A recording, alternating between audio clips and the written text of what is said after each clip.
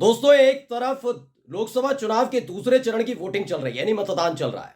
लगातार लोग अपनी सरकार चुनने, अपने सांसद को चुनने के लिए घर से बाहर निकल रहे हैं। लेकिन जानते हैं, ऐसे हालात में भी बीजेपी के प्रत्याशी अपने घरों से बाहर निकलने से पहले 10 बार सोच रहे हैं।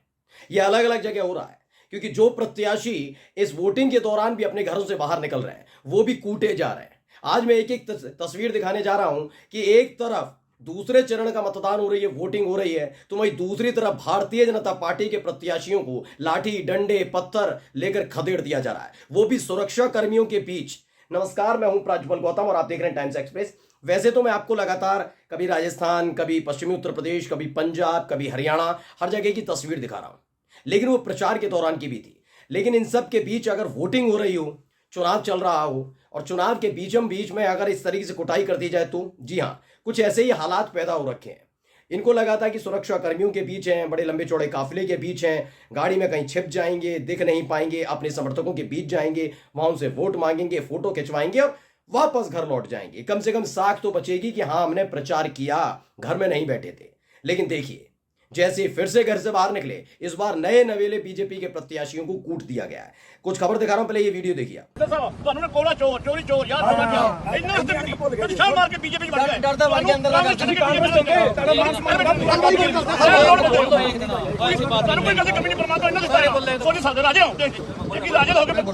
मोदी जाके बीजेपी चोरी बन गए, डर सी पर इंडी को हमने तो अंदर नहीं कर दे और लोग भी कोनी जेना बंदे निकाले ये दिन बाद जेल बेटा सकते आ अपने घर सरदार सोच कर भी आप ईडी से डरते ही पड़ गए तू बिना वोटां तो बनया है। तो इनको शायद आप पहचानते ना हो। ये बीच में जो खड़े हैं, ये नवीन जिंदल है। ये नवीन जिंदल कौन है, पहले मैं इनके बारे में बता दूं। ये एक बड़े उद्योगपति हैं, कभी ये कांग्रेस पार्टी में हुआ करते थे। ये वही नवीन जिंदल हैं जिनकी शिकायत के बाद सुधीर चौधरी साहब, जो वरिष्ठ पत्रकार हैं, जो इन दिनों आज तक पर ब्लैक एंड व्हाइट लाते हैं, उन्हें तिहाड़ तक जाना पड़ा था। जी हाँ, जेल की हवा खानी पड़ी थी इन्हीं नवीन जिंदल की वजह से, कि उन्होंने शिकायत की थी कि सुधीर चौधरी ने उनसे एक डील की थी, खबरों को लेकर, माहौल बनाने को लेकर, कई तरह की बात हुई थी उसमें, जो और वीडियो रिकॉर्डिंग भी सबके सामने है। आप चाहे तो यूट्यूब पर जाकर चेक कर सकते हैं। नवीन जिंदल और सुधीर चौधरी का नाम डालेंगे, तुरंत ही वो वीडियो आ जाएगी जिसमें सीसीटीवी खुफिया कैमरे से रिकॉर्ड किया गया था। तो ये नवीन जिंदल थे, लेकिन अचानक से इनको लगा कि मैं तो उद्योगपति भी हूं, तो इसलिए इनका कांग्रेस से मन खट्टा हुआ और ये बीजेपी में आ गए। और अब क्या हालत हो रही है देखिए। दरअसल भारतीय जनता पार्टी ने इन्हें कुरुक्षेत्र से प्रत्याशी बनाया, नवीन जिंदल को।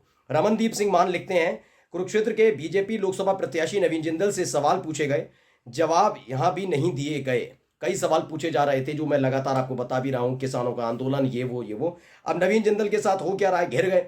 अब नवीन जिंदल, जिनको ये लग रहा था कि मैं कम से कम उद्योगपति हूं, मेरा तो सम्मान किया जाएगा, मैं पूर्व कांग्रेसी हूं, मेरा तो सम्मान किया जाएगा, लेकिन जहां जहां बीजेपी के झंडे लेकर लोग नजर आ रहे हैं, उन पर उनके साथ हालात यही हो रहे हैं। इन्हें घेर लिया गया, कई सवाल पूछे गए और यकीन मानकर चलिए, ये अपना प्रचार तक नहीं कर पाए। एक और वीडियो दिखाने जा रहा हूं, पहले वो वीडियो देखिए।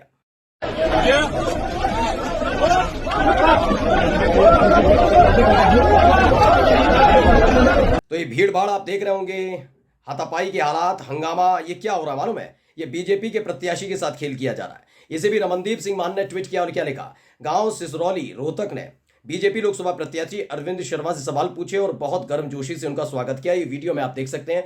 आगे आगे अरविंद शर्मा, जो बीजेपी के प्रत्याशी हैं रोहतक से, वो भाग रहे हैं, मतलब अपने समर्थकों के साथ ही कैसे भी करके गाड़ी में बैठ लिया जाए और तुरंत यहां से निकल लिया जाए। लेकिन वहां जो स्थानीय लोग हैं, उन्होंने घेर कर किस तरह से उनका स्वागत किया, आप समझ लीजिए।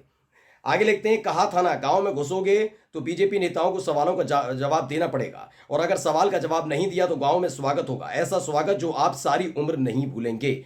मैं अब ये नहीं कहता कि इन सब चीज़ों का मेरा चैनल समर्थन करता है कि होना चाहिए, लेकिन फिर भी आप याद करिएगा किसानों के साथ क्या किया गया। पंजाब में जो थाई था, पंजाब के बॉर्डर पर किया, हरियाणा के अंदर किसानों को का समर्थन करने वाले लोग, क्योंकि हरियाणा भी तो किसान बाहुल्य इलाका है, जाट है ज्यादातर वहां पर, तो ये तमाम लोगों को धमकियां दी जा रही थी, सरकारी धमकी थी, मैं खुलकर कहता हूं।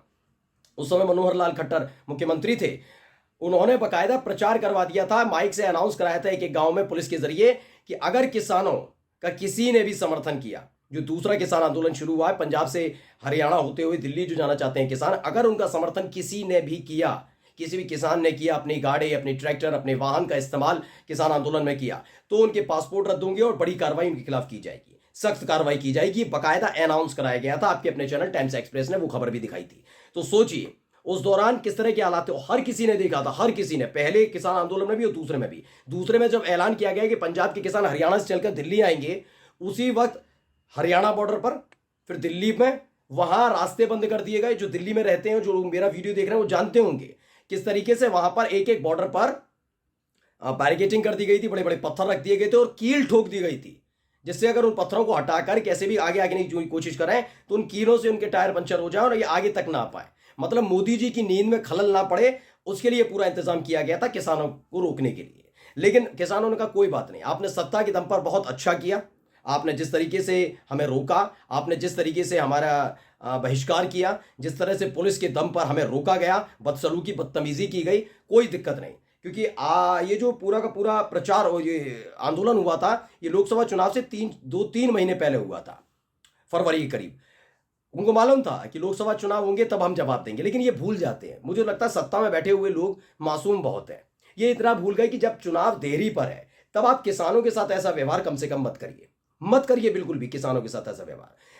ये बीजेपी जानती थी कि पंजाब के अंदर तो उनकी दाल गलने वाली नहीं है, लेकिन चुनाव नहीं लड़ेंगे तो कह दिया जाएगा पंजाब में चुनाव क्यों नहीं लड़ रहे, क्योंकि पंजाब में दाल गलेगी नहीं। कि देख चुके थे, मोदी जी भी एक बार कर चुके हैं कोशिश, जब उनकी अपनी पार्टी के कार्यकर्ताओं से मिलने के लिए आए थे गाड़ी के पास, तो उनको किसान, उनको उग्रवादी, पता नहीं क्या क्या करार दिया जा रहा था बीजेपी की तरफ से। मोदी जी ने तो एयरपोर्ट पर पहुंचकर कह दिया था कि अपने मुख्यमंत्री से कह दीजिए कि मैं जिंदा वापस लौट गया। इनको पूरा लगा था कि पंजाब के साथ साथ पूरे देश में माहौल बनेगा कि मोदी जी जैसे संत आदमी के ऊपर हमला करने। बाद में जब सच्चाई आई तो लोगों ने कहा नौटंकी तो मत करो, अपनी पार्टी का झंडा नहीं पहचानते।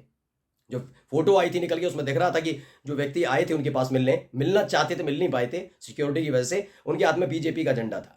तो जो व्यक्ति अपनी पार्टी का झंडा देख के डर जाए तो उस आदमी से क्या कहा जाए। खैर छोड़िए, पंजाब के अंदर दाल गलने वाली नहीं है, बीजेपी जानती है। लेकिन हरियाणा में दाल गलाने के लिए इन्होंने क्या किया, चेहरा बदल दिया। चेहरा इसलिए बदला, उन्होंने कहा कि देखो किसान भाइयों समझो, किसने किया, मनोहर लाल खट्टर ने ना। तो मनोहर लाल खट्टर तो मुख्यमंत्री है नहीं, अब नायाब सिंह सैनी मुख्यमंत्री हैं। इन्होंने किसानों को या तो बेवकूफ समझ लिया है, किसानों को मासूम समझ लिया है, कब कैसे भी गुमराह कर लीजिए ये समझ लिया है। जात के आधार पर स्वामीनाथन रिपोर्ट जिन्होंने लाए थे वो लागू करो मत करो, उनको भारत रत्न दे दो। चौधरी चरण सिंह जी को भारत रत्न देकर उनके बेटे की पार्टी को अपने साथ, और पोते की पार्टी को उनको अपने साथ मिला लो, आरएलडी को, सारे जाट साथ आ जाएंगे। हरियाणा में ऐसा हो नहीं रहा है। हरियाणा में जितने किसान ये आंदोलन कर रहे हैं ना, सारे ज्यादातर किसान जाट समुदाय से ताल्लुक रखते हैं, और कैसे वो विरोध कर रहे हैं आप तस्वीरों में देख ही रहे हैं। खींच कर, कोई कुर्ता खींच रहा है, कोई हाथ खींच रहा है, कोई गर्दन पकड़ के खींच लेता है, कोई गाड़ी में घुसकर मुक्का मार देता है, कोई लाठी मार रहा है, कोई डंडे मार रहा है, कोई पथराव कर रहा है। ये तमाम चीजें हो रही हैं। मतलब सोचा था इन्होंने कि मनोहर लाल खट्टर को हटाकर नया मुख्यमंत्री लाएंगे तो कहेंगे नहीं वो मुख्यमंत्री ने किया था ना, ये तो अच्छे वाले हैं। ये भूल गए थे सरकार तो बीजेपी की है ना। सोचिए किसान जब जेजेपी को नहीं छोड़ रहे, बख्श रहे, जेजेपी के नेताओं को, दुष्यंत चौटाला को नहीं गांव में घुसने दे रहे, बाहर भगा देते हैं, ये तो फिर भी अभी भी सत्ता में है। जबकि जेजेपी को भी पूरी उम्मीद थी दुष्यंत चौटाला को कि चुनावों के दौरान अगर हम इनके साथ से अलग हट जाते हैं तो किसानों के अंदर मैसेज जाएगा उनके पास कि बीजेपी को छोड़ दिया जेजेपी ने, तो उनका स्वागत होगा। जेजेपी के नेताओं को नहीं छोड़े, दुष्यंत चौटाला की पार्टी को, दुष्यंत चौटाला को, तो ये तो फिर भी बीजेपी के नेता है, बीजेपी की सरकार है।